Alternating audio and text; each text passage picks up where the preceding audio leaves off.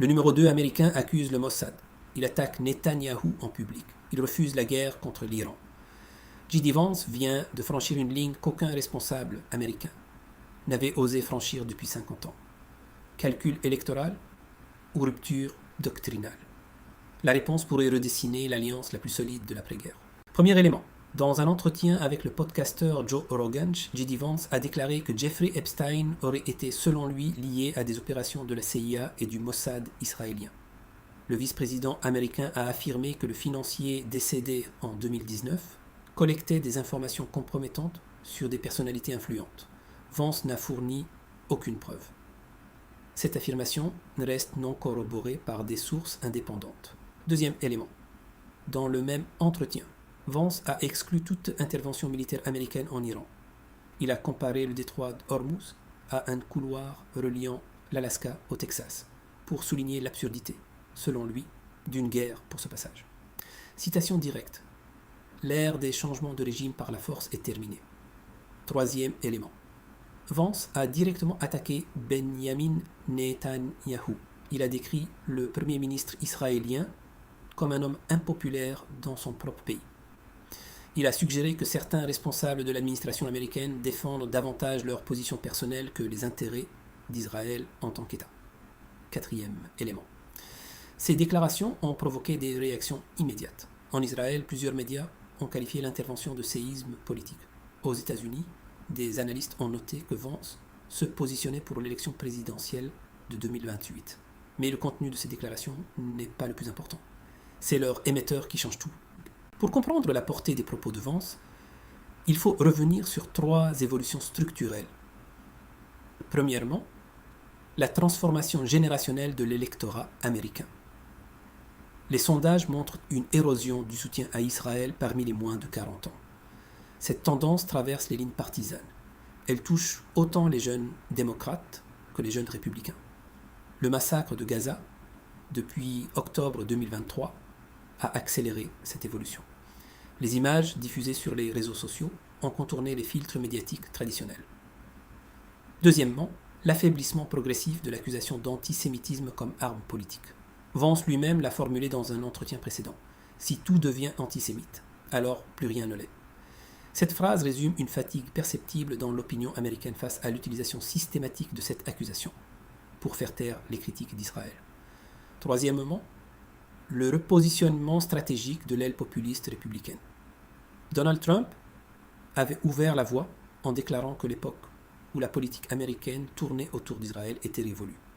Il avait ajouté que critiquer Israël permettait désormais de progresser politiquement, alors que c'était l'inverse auparavant. Vance prolonge cette logique. Le contexte israélien amplifie ces dynamiques. Netanyahou fait face à une crise de légitimité interne. Les manifestations contre la réforme judiciaire ont fragilisé son image. La gestion de la guerre à Gaza divise la société israélienne. L'otage de la relation avec Washington était son principal atout politique. Vance vient de le lui retirer publiquement. L'AIPAC, le lobby pro-israélien le plus puissant à Washington, traverse également une période difficile. Plusieurs élus ont refusé publiquement ses financements. D'autres ont dénoncé ce qu'ils qualifient de corruption légalisée. Cette contestation reste minoritaire, mais elle est désormais visible. Enfin, l'affaire Epstein continue de hanter l'establishment américain. Les listes de personnalités liées aux financiers n'ont jamais été intégralement publiées. Les accusations de Vance s'inscrivent dans cette zone grise où rumeurs et faits documentés se mélangent. Aucune enquête officielle n'a confirmé les liens avec le Mossad ou la CIA. Et c'est précisément cette ambiguïté qui rend les déclarations de Vance si dangereuses pour certains. Les déclarations de Vance peuvent se lire à 3 niveaux. Premier niveau, le calcul électoral personnel. Vance se projette vers 2028. Il sait que Trump ne pourra pas se représenter. Il observe les sondages. Il constate que la critique d'Israël génère de la popularité plutôt que de l'opprobre. En attaquant Netanyahou, il se distingue de la ligne traditionnelle républicaine sans rompre avec Trump. Il teste une nouvelle formule politique, le populisme souverainiste détaché des engagements extérieurs coûteux. Deuxième niveau, le message à Tel Aviv. Vance ne s'adresse pas seulement à l'électorat américain, il envoie un signal aux dirigeants israéliens. Ce signal est double. D'une part, les États-Unis ne mèneront pas de guerre contre l'Iran pour le compte d'Israël. D'autre part, le soutien américain n'est plus inconditionnel. Il devient transactionnel. Israël devra offrir des contreparties pour maintenir la relation spéciale. Ce repositionnement s'inscrit dans la doctrine America First portée par Trump, mais Vance la pousse plus loin. Trump maintenait une ambiguïté. Il critiquait parfois Israël tout en restant proche de Netanyahou, personnellement. Vance rompt cette ambiguïté. Il désigne Netanyahou comme un problème, pas comme un partenaire. Troisième niveau, la restructuration des alliances régionales.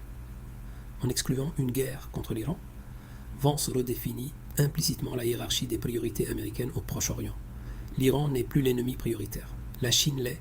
Cette logique implique un désengagement progressif de la région. Elle suppose aussi une normalisation tacite avec Téhéran. Pour Israël, cette évolution est existentielle. L'État hébreu a construit sa stratégie régionale sur la garantie d'un soutien américain maximal contre l'Iran. Si cette garantie disparaît, toute la doctrine de sécurité israélienne doit être repensée. Les analystes proches de la ligne qatari interprètent ces déclarations comme le début de la fin de l'exceptionnalisme israélien à Washington. Selon eux, ce qui a commencé à Gaza se terminera à Washington. Autrement dit, la guerre et ses images ont déclenché un processus irréversible de distanciation. D'autres lectures existent. Certains observateurs estiment que Vance joue un rôle assigné par Trump. Le président resterait le bon flic, Vance deviendrait le mauvais flic. Cette répartition permettrait de maintenir la pression sur Netanyahou sans rompre officiellement. Une troisième lecture voit dans ces déclarations un ballon d'essai. L'administration Trump testerait les réactions avant d'éventuellement durcir sa position. Si l'opinion américaine valide la critique d'Israël, la Maison-Blanche pourrait aller plus loin. Quelle que soit l'interprétation retenue, un fait demeure.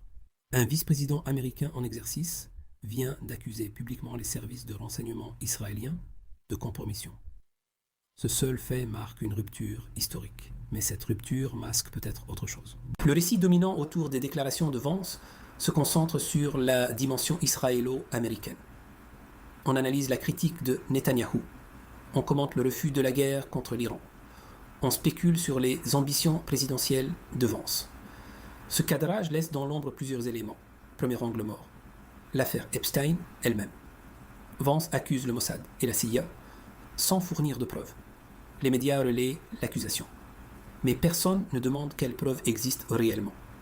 Les documents judiciaires partiellement déclassifiés ne mentionnent pas ces liens. Les enquêtes journalistiques n'ont pas établi de connexion directe avec les services de renseignement. En l'absence de corroboration, l'affirmation de Vance reste une allégation politique, pas un fait établi. Deuxième angle mort, la continuité de la politique américaine. Vance critique Israël verbalement. Mais les livraisons d'armes continuent. Le financement militaire n'a pas été réduit. Le veto américain au Conseil de sécurité de l'ONU protège toujours Israël. Entre les déclarations et les actes, l'écart reste considérable. Troisième angle mort, les intérêts économiques. Le désengagement américain du Proche-Orient profiterait à d'autres acteurs. La Chine étend son influence dans le Golfe. La Russie maintient ses positions en Syrie. Les monarchies du Golfe diversifient leurs partenariats. Vance ne mentionne jamais cette dimension. Son discours reste centré sur la politique intérieure américaine. Quatrième angle mort, la voix des Palestiniens. Dans tout ce débat sur les relations israélo-américaines, les principaux concernés sont absents. On parle de Gaza comme d'un élément déclencheur. Mais on n'entend pas les Gazaouis. La souffrance palestinienne devient un argument dans une querelle intra-américaine, pas un sujet en soi. Cette instrumentalisation mérite d'être nommée. Vance n'attaque pas Israël par solidarité avec les Palestiniens. Il l'attaque pour gagner des points électoraux. La nuance est fondamentale. Reste une question que personne ne pose. J.D. Vance a franchi une ligne. Ses accusations contre le Mossad et la CIA, ses attaques contre Netanyahou, son refus de la guerre contre l'Iran, marquent un moment politique inédit. Mais les mots ne sont pas des actes. L'alliance américano-israélienne repose sur des intérêts stratégiques, des contrats d'armement, des réseaux d'influence construits sur des décennies. Un entretien podcast ne suffit pas à les démanteler. La vraie question est ailleurs.